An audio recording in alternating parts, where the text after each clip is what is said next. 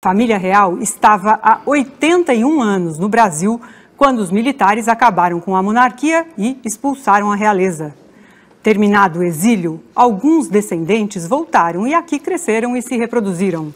Um deles é o entrevistado de hoje do Roda Viva, João de Orleans e Bragança, bisneto da princesa Isabel. Eles não mandam mais nada, mas, acredite, brigam pelo direito à coroa. Os descendentes da família real estão rachados. João de Orleans e Bragança é da ala de Petrópolis, distante 130 quilômetros da cidade de Vassouras, também no Rio de Janeiro, onde fica a outra ala que disputa o trono brasileiro. Dom Pedro I abdicou, deixando seu filho Dom Pedro II, de apenas 5 anos, como herdeiro. Ele assumiu a coroa aos 14 anos e reinou até 1889, quando a proclamação da República interrompeu o período da monarquia no Brasil. Mas o fim da monarquia não evitou a cisão da família e uma briga entre os descendentes da princesa Isabel pelo trono. Dos 3 filhos que ela teve, 2 ramos ainda disputam a Casa Imperial do Brasil, mesmo sem monarquia. Dom João de Orleans e Bragança é tataraneto de Dom Pedro II e Dona Teresa Cristina. Ele é bisneto da princesa Isabel e do conde D. Sua bisavó teve 3 filhos, um deles, Dom Pedro de Alcântara, casado com a condessa tcheca Elizabeth Dobrezensky. Seus pais são Dom João Maria e a princesa Fátima do Egito.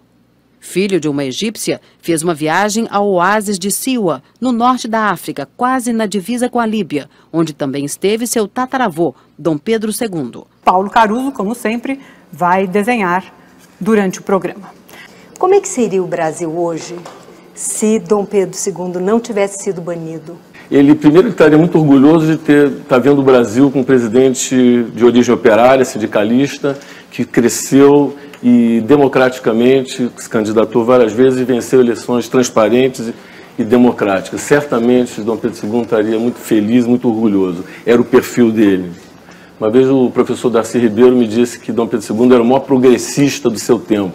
Tem alguns historiadores que consideram que o Dom Pedro II, na realidade, ele teria assim, grande simpatia pelo governo republicano e até diria que a monarquia seria uma transição para um governo superior, que seria a República. Você concorda com isso? Ele tinha ideias bastante avançadas para o tempo, tanto humanistas quanto institucionais.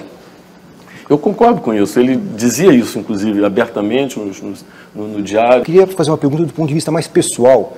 Porque sua mãe é egípcia, muçulmana, uma princesa. Porque sua mãe é egípcia, muçulmana, uma princesa. De certa maneira, você está encapsulando aí culturas do Ocidente e do Oriente que hoje estão aí em guerra. Eu queria, a partir dessa sua experiência, qual é a visão que você tem desse choque que existe, que muita gente fala que seria até um choque de civilizações, as pessoas que são talvez mais reacionárias, assim, encaram dessa maneira, outros, talvez seja mais do meu ponto de vista, seria mais um choque entre extremistas dessas duas culturas.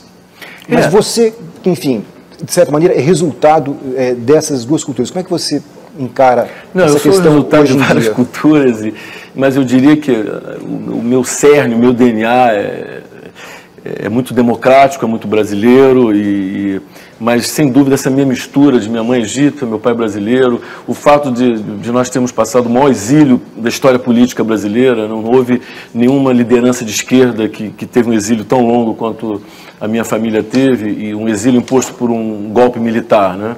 Então talvez eu seja um resultado de tudo isso um pouco. Agora, falando sobre os extremismos, o lado muçulmano, quando a gente fala com algum muçulmano, dessa imagem ocidental que se tem dos terroristas, eles ficam ofendidos e com razão, porque aquilo é uma minoria. Agora, é uma minoria, sem dúvida, a Al-Qaeda é uma minoria, o mundo muçulmano é enorme, a própria Indonésia é o maior país muçulmano do mundo, né? Então, é um mau hábito da nossa cultura ocidental de ver o muçulmano como um extremista, como um terrorista, né? Isso tem que mudar, né? Porque é uma bonita religião, inclusive.